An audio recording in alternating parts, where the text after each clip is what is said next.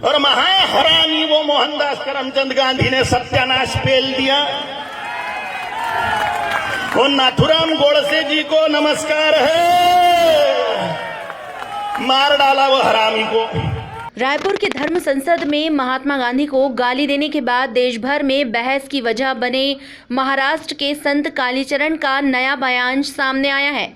इसमें वो कह रहे हैं कि गांधी को अपशब्द कहने के लिए मुझ पर FIR हुई है। मुझे उसका कोई पश्चाताप नहीं है। मैं गांधी से नफरत करता हूँ। मेरे हृदय में गांधी के प्रति तिरस्कार है। नफरत करता हूं मैं गांधी से। अपने ताज़ा बयान में कालीचरण ने गोडसे को महात्मा बताते हुए कहा कि मैं गोडसे को कोटि कोटि नमस्कार करता हूं। उनके चरणों में मेरा साष्टांग प्रणाम है। रायपुर के धर्म संसद में महात्मा गांधी के लिए मंच से अपशब्द का प्रयोग कर कालीचरण फरार हो गए थे। सोमवार की आधी रात कालीचरण ने इस पूरे मामले को लेकर अपना पक्ष रखते हुए एक वीडियो जारी किया। ओम काली। सभी हिंदू धर्म प्रेमी भाइयों बहनों को मेरा हृदयपूर्वक ओम काली। गांधी के मामले में अपशब्द बोलने के लिए मुझ पर FIR दर्ज हुई। मुझे उसका कोई पश्चाताप नहीं है। गांधी ने किया क्या है हिंदुओं के लिए? विश्वासघात किया है देश का।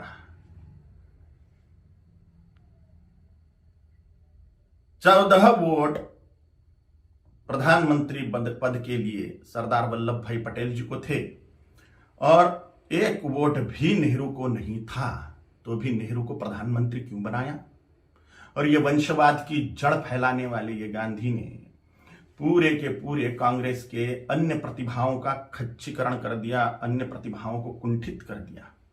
एक वंश गांधी नेहरू वंश का ही बोलबाला करने लग गए। सरदार वल्लभ भाई पटेल के हाथ में अगर तब प्रधानमंत्री पद गया होता था तो भारत अभी सोने की चिड़िया बनता था, भारत अभी जगत गुरु होता था, भारत अभी चक्रवर्ती सम्राट होता था, अमेरिका से भी बड़ी पावर भारत बन जाता था। यह महान विश्वासघात भारत की जनता के साथ में गांधी ने किया। इसलिए मेरे हृदय में तिरस्कार है गांधी के प्रति। हिज हाइनेस श्रीमंत ज्योतिरादित्य सिंधिया जैसे महान प्रतिभाएं कांग्रेस में थी, है, लेकिन इस गांधी नेहरू वंशवाद के कारण उनको व्यवस्थित कार्य करने का मौका ही नहीं मिलता। इस वंशवाद के जनक गांधी हैं, इसलिए गांधी नेहरू खानदान के वंशवाद के जनक है, राष्ट्र के जनक नहीं। इसलिए राष्ट्रपिता नहीं है, मैं नहीं मानता। कोई माने, उनकी इच्छा। दे दी हमें आजादी, बिना खड़क बिना ढाल, साबरमती के संत तूने कर दिया कमाल। ये गाना लिखने वाले को 100 जूते मारने चाहिए। भगत सिंह, सुखदेव, राजगुरु, चंद्रशेखर आजाद, सुभाष चंद्र बोस, इन लोगों ने जो त्याग बलिदान किए, फांसी पर लटक गए ये लोग, इन्होंने कुछ नहीं किया देश की आजादी के लिए, ऐसा इनका बोलना है ये गाना रचने वाले का। इतने सारे महान क्रांतिकारी, स्वतंत्रता सेनानी जिनको फांसी दी गई, उसमें 80% सिख लोग हैं, 20% अन्य क्रांतिकारी हैं। इन क्रांतिकारियों ने जो अपना त्याग बलिदान किया वह व्यर्थ मान लिया ये गाना रचने वाले ने। सारा का सारा श्रेय गांधी को दे दिया। एक लाठी खाई गांधी ने कभी? ये फांसी के फंदे पर झूल गए ये नौजवान, लेकिन इनको कोई श्रेय नहीं।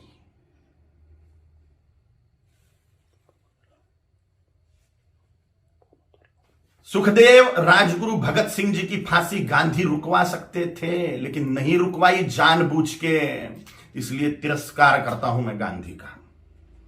इनका एक बहुत बड़ा हथियार था अनशन करना, और गांधी ने उसका उपयोग भारतीय जनता के खिलाफ ही किया, हिंदुओं के खिलाफ ही किया।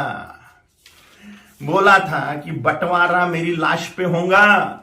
मजहब के नाम पर जो बंटवारा हुआ पाकिस्तान बांग्लादेश का, वो मेरी लाश पे होगा, ऐसा गांधी बोलते थे। लेकिन जब बंटवारा हुआ तब गांधी जिंदा थे, और बंटवारे के समय जो दंगे हुए, लाखों करोड़ों हिंदुओं को, सिखों को काट डाला गया उसमें, और लाखों करोड़ों हिंदुओं को मार के उनकी लाशें भेजी गई।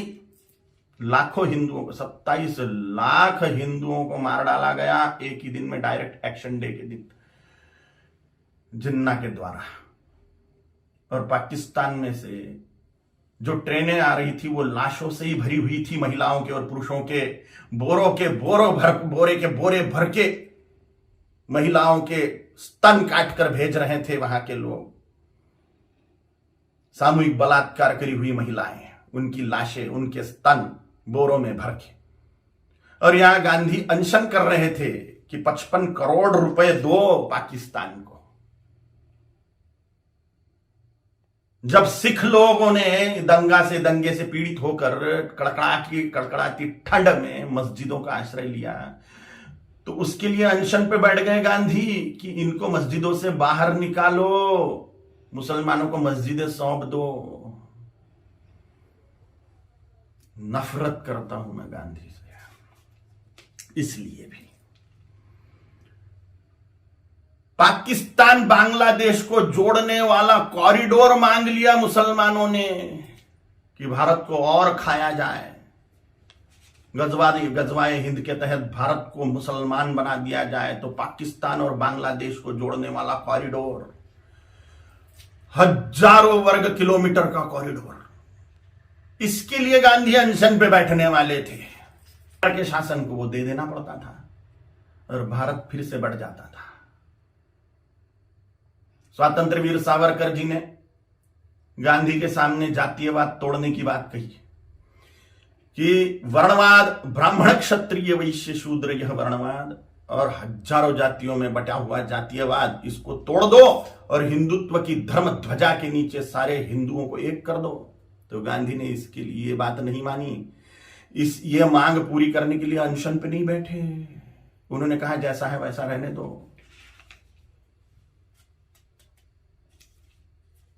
डॉक्टर बाबा साहेब आंबेडकर जी ने बोला था कि संस्कृत को राष्ट्रभाषा करो, देश की भाषा संस्कृत होनी चाहिए। तो डॉक्टर बाबा साहेब आंबेडकर की बात को संसद में मनवाने के लिए अनशन पे नहीं बैठे। स्वतंत्र वीर सावरकर जी का अवमान मानता हूं मैं, ये डॉक्टर बाबा साहेब आंबेडकर जी का अवमान मानता हूं मैं। ऐसी ढेर बातें हैं, ढेर बातें। कोई राष्ट्रपिता नहीं हो सकता। करोड़ों सालों से राष्ट्र है, उसका काय का पिता 200 साल पहले आया हुआ व्यक्ति कैसे पिता बनेगा? अगर पिता बनाना ही है, राष्ट्र का अनिवार्य है, तो छत्रपति शिवाजी महाराज को बनाना चाहिए, गुरु गोविंद सिंह जी महाराज को बनाना चाहिए, राणा प्रताप जी महाराज को बनाना चाहिए, आचार्य चाणक्य जी को बनाना चाहिए। और अभी के महापुरुषों को अगर बनाना है तो सरदार वल्लभ भाई पटेल जी को बनाना चाहिए, क्योंकि पूरे राष्ट्र कुल को एकत्रित करने वाले सरदार वल्लभ भाई पटेल हैं। छोटी छोटी रियासतों के टुकड़ों को एकत्रित करते हुए पूरे राष्ट्र को एक सूत्र में बांधने वाले सरदार वल्लभ भाई पटेल हैं, जिन्होंने राष्ट्र में जो टुकड़े टुकड़े थे उनको एकत्रित किया। राष्ट्रकुल को एकत्रित जिस व्यक्ति ने किया उसको ही राष्ट्रपिता का सम्मान मिलना चाहिए, ना कि हिंदुओं से पार्शियलिटी करने वाले गांधी को।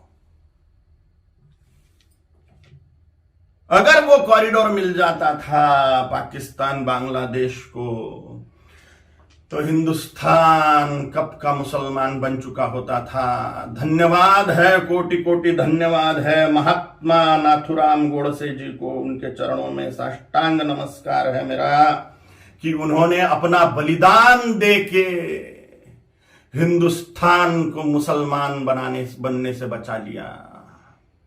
गजवाए हिंद फेल कर दिया महात्मा नाथुराम गोडसे जी ने।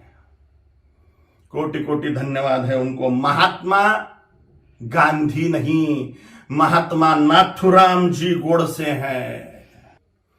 और अगर सच बोलने की सजा मृत्यु है तो स्वीकार है। छत्रपति शिवाजी महाराज जी ने, छत्रपति संभाजी महाराज जी ने, गुरु गोविंद सिंह जी महाराज जी ने, राणा प्रताप जी महाराज जी ने अपने पूरे कुल का बलिदान कर दिया हिंदुत्व बचाने के लिए। तो मेरे जैसे तुच्छ जंतुओं का जी के फायदा भी क्या है? अगर धर्म के लिए हम बलिदान नहीं हो सकते तो मर जाए मेरे जैसे करोड़ों कालीचरण हिंदुत्व को बचाने के लिए, धर्म को बचाने के लिए, सनातन हिंदू धर्म की रक्षा के लिए तैयार है हम मृत्यु दंड को पाने के लिए। ओम काली। फिर से लगभग वैसी ही बातों को दोहराया जिसकी वजह से उन पर केस दर्ज किया गया है। लगभग 8 मिनट 51 सेकंड के इस वीडियो में कालीचरण कई तरह की बातें करते दिख रहे हैं। टाइम 8 मध्य प्रदेश के लिए रायपुर से ब्यूरो रिपोर्ट। मैं हूं सीमा वर्मा और आप देख रहे हैं टाइम 8 छत्तीसगढ़। टाइम 8 छत्तीसगढ़ आपका अपना चैनल है। अगर आपने अब तक चैनल को सब्सक्राइब नहीं किया है तो सब्सक्राइब कर लें। इसके साथ ही चैनल को लाइक, फॉलो और शेयर करना बिल्कुल मत भूलिए। हमें इंतजार रहेगा आपके कमेंट्स का।